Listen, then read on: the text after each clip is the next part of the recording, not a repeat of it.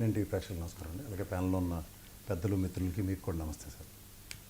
నేను రెండు విషయాలు ఇక్కడ చెప్పదలుచుకున్నాను సార్. ఒకటి, భువనేశ్వర్ గారిని ఆ రోజు నిజంగా అసెంబ్లీలో ఎవరన్నా అది తప్పని నేను చెప్తూ, ఒకవేళ అన్నది కనుక రికార్డు బుక్స్లోంచి తొలగించకపోతే అది ఇంకా పెద్ద తప్పు. మీకు అర్థమవుతుందా? సో ఈ అసెంబ్లీ, ఈ గౌరవ అసెంబ్లీ కనుక ఒకసారి రికార్డులు వీళ్ళకి కూడా అదే డిస్క్రిప్షన్ ఉంటుంది, ఒకసారి చెక్ చేసి అది ఉంటే తొలగించమనండి. లేనప్పుడు జగన్మోహన్ రెడ్డి గారిది రైట్ అవుతుంది. ఇప్పుడు మనకి ఫస్ట్ ఆఫ్ ఆల్ ఏంటంటే ఫండమెంటల్గా మనం ఒక అసెంబ్లీ సెక్షన్స్లో జరుగుతున్న వాటిని there will be some deliberations, ఎవరో పొరపాటున ఏదో మాడచ్చు.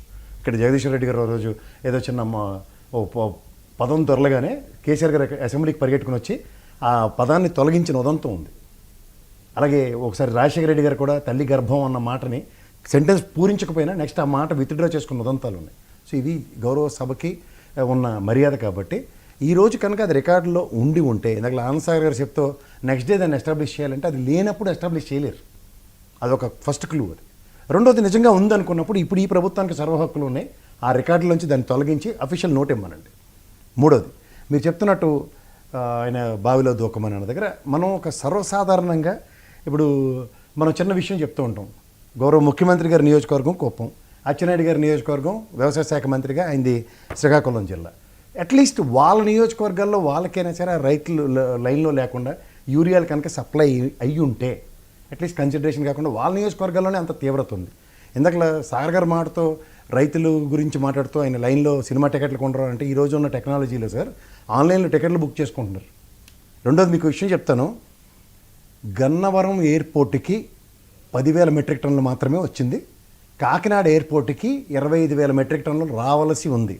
ఇది నేను ఇచ్చింది కాదు, సెంట్రల్ గవర్నమెంట్ డేటా రిలీజ్ చేసింది. సో అట్లీస్ట్ మీకు విశాఖ కాదండి, కాకినాడ పోర్ట్కి. విశాఖ పోర్ట్ కూడా వచ్చింది, నిన్నే వచ్చింది.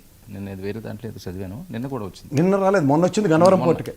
గన్నవరం పోర్టుకి 10,000 టన్నులు వచ్చింది. ఇప్పుడు 25,000 మెట్రిక్ టన్నుల రిక్వైర్మెంట్ కాకినాడ పోర్టుకి డైరెక్ట్గా ఉంది. అది ఎనీ టైం, దానికి మధ్యలో విశాఖ పోర్టు ఛాన్సే లేదు, ప్రాబిలిటీ కూడా లేదు.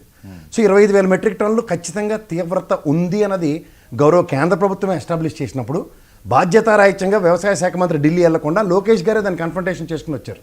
తర్వాత ఈ ఇష్యూ ఫ్లేరప్ అయిన తర్వాత గౌరవ ముఖ్యమంత్రి గారు నడ్డా గారితో మాట్లాడిన ఉదంతం ఉంది.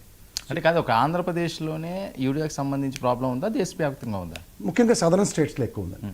అదే ఒక ఏపీకి ఒక తెలంగాణకు కూడా ఇదే పరిస్థితి. ఇక్కడ ఫస్ట్ ఆఫ్ ఆల్ ఏంటంటే వాళ్ళకి వివక్ష, చిన్న చూపు తెలుగు రాష్ట్రాల మీద. ఎందుకంటే తమిళనాడులో నాకు ఈ ప్రెజర్ కనబడట్లేదు వాళ్ళ దగ్గర, అండ్ కర్ణాటక కూడా ఈ తీవ్రత నాకేం కనబడలేదు. ఎందుకంటే వాళ్ళు మచ్ హెడ్ ఆఫ్ ఎనీథింగ్. ఉదాహరణకి మామిడికాయ రైతుల విషయంలో కూడా చూస్తే కర్ణాటక కుమారస్వామి గారు పార్టీలకు అతీతంగా కేంద్ర ప్రభుత్వంలో కేంద్ర మంత్రిగా ఉండి దానికి 14 రూపాయలు ఎలా ఇనిషియేట్ తీసుకున్నారో ఒకసారి సాధారణంగా ఉంది ఆ విషయంలో. సో ఇక ఆంధ్రప్రదేశ్కి వచ్చేసరికల్లా, తెలంగాణకు వచ్చేసరికల్లా బీజేపీ నిరంతరం వివక్ష చూపిస్తున్న దగ్గర మనం వివక్షకు గురవుతున్నాం. ఈ మాటకు వస్తే ఇప్పుడు మనకి చిన్న ప్రశ్న మన ఎగ్జామ్లో రాస్తున్నప్పుడు, అరే ఈ ప్రశ్న కూడా రాకపోతే మన ఫ్రెండ్స్ ఏమంటారు, ఇందులో నువ్వు దూకిరా, కాళ్ళలో దూకిరా, లేకపోతే పెన్ క్యాప్ తీసి దూకిరా అన్న కోణంలో మాత్రమే చూడాలి తప్ప ఈ రాజకీయ పార్టీలు అకార్డింగ్ టు దేర్ కన్వీనియన్స్ వెళ్ళి ఇందులో పడిపోమని వీటిని మీరు విస్తృతంగాను విపరీతమైన చర్చలకి ధరలేపితే ఇట్లాంటి పదజాలాలు ఇటు అటు మాట్లాడతారు. ఇప్పుడు ఎంతదాకా ఎందుకు వెంకటేశ్వర గారు ఇందాక మాట్లాడుతూ ఆయన మాట్లాడితే మన సొగాల ప్రీతి మీద ఆయన మాట్లాడిన అంశం కనుక చర్చనీయాంశం చేస్తే it's a huge debate in the entire states. మాటకి చెప్తున్నాను, రాజకీయ నాయకులు వీళ్ళకి వచ్చేసరికల్లా వీళ్ళు సత్సంగంలో మాట్లాడినట్టు మాట్లాడుతూ వాస్తవాలకు అతీతంగా ప్రవర్తిస్తుంటే మనం ఏం చేయలేకపోతున్నాం. ఎందుకంటే రాజకీయాల్లో నెక్స్ట్ తరం అంటే నాకు తెలిసి వెంకటేశ్వర గారికి next MP ticket, MLA ticket వస్తుంది అక్కడికి. ఎందుకంటే వాళ్ళు గుంటూరు ఇన్ఛార్జ్ కాబట్టి ఆయన కూడా ఈ పదజాలాలు ఎలా మాట్లాడారో తెలుసుకుంటే ఒక అడ్వకేట్ అయ్యి ఉండి మేము కూడా ఆశ్చర్యపడాలి. మా మోక ఆనందసాగర్ గారు అనుకోండి, ఆయన ఎప్పుడూ అగ్రావేశాల్లోనే ఉంటారు, అగ్రజుడు. ఆ విధంగా డెలిబరేషన్స్ ఇచ్చాడని మేము చిన్నతనంగా మా చిన్నవాళ్ళు అన్నాళ్ళే అనుకోవచ్చు. కానీ వెంకటేశ్వర గారు లాంటి వ్యక్తి కూడా మాట్లాడుతుంటే ఎట్లా ఉంటుందంటే ఆలోచించవలసిన విషయం. అంచేత సార్, ఇవాళ ఉన్న ప్రస్తుత సర్కమ్స్టాన్సెస్లో రాజకీయాలు మాట్లాడే వాళ్ళు ఎవరైనా సరే ఆ భాషను అలవర్చుకుంటున్నారు. ఎందుకంటే మీరు న్యాయవాద వృత్తిలో ఉండి కూడా మీరు అలా మాట్లాడుతుంటే నేను ఖచ్చితంగా యాక్సెప్ట్ చేయను. I know you from years together. కానీ మీరు కూడా మనం మాట్లాడిన మాటలు కనుక గమనించుకోగలిగితే రాజకీయం అన్నది రంగు ఒంటికి పడితే ఆటోమేటిక్గా వస్తుంది అన్నది యాక్సెప్టెడ్ సిచ్యువేషన్ ఇక్కడ ఉన్న ప్యానల్లోనే. అంటే మా కాకమాన్ నాగేశ్వరరావుకి అయితే నోట్లో నాలుగు ఉండదు, కానీ ఆయన ఎప్పుడు మాట్లాడలేడు. కానీ మా మోక ఆనంద్ సాగర్ గారి యొక్క ఆగ్రహవేశాలు నేను ఎన్నోసార్లు భరించాను, నాకు తెలుసు కూడా ఆయన సంగతి. అలాగే మీ విషయంలో కూడా మీరు డెలిబరేషన్స్ ఏ విధంగా ఇస్తారో తెలుసు, కానీ భాష విన్యాసాలకి లోనవుతుంది చూడండి రాజకీయ ఆరంగేట్రంతో రాజకీయ పదవులు ఆస్వాదించిన తర్వాత. ఎందుకంటే పార్టీకి చిత్తశుద్ధి కలిగిన కార్యకర్తగా పనిచేసినంతకాలం మా వెంకటేశ్వరరావు గారి గురించి ఇలాంటి లాంగ్వేజ్ వినలేదు. ఎప్పుడైతే గుంటూరు ఇన్ఛార్జ్ అవగానే భాష పదజాలం గారడీలకి నోచుకుంది. అంచేత సమన్వయం సముచితం కానిది సమన్వయం పరుచుకుని మాట్లాడే వాళ్ళు అన్న దగ్గర రాజకీయం అనే పదం ఏడవగానే నాయకుల్లో పరివర్తన వస్తుంది. ఆ పరివర్తనకి రాజకీయాలు బలవుతున్నాయా, నాయకుల యొక్క పద విన్యాసానికి రాజకీయాలు బలవుతున్నాయా, మీరే తెలుసుకుని చెప్పండి. ఓకే, వెంకటేశ్వర గారు రెస్పాండ్. ముందు సార్ మీరు ఎక్కడన్నా ఒకసారి ఆగండి సార్. మీరు అలా కంటిన్యూ వెళ్తే వాయిస్ రాదు. జస్ట్ ఆపండి, మాట్లాడేసి మీరు స్టార్ట్ అవ్వండి. నేను బాగా రూరల్ ఏరియాలో ఉన్నాను వరం గారు. అదే జస్ట్ ఆగండి. మీరు కారు ఆగితే ఫ్రీజ్ అవ్వకుండా ఉంటుంది కదా. మీరు రన్నింగ్ లో వెళ్తుంటే అది ప్రాబ్లం అవుతుంది.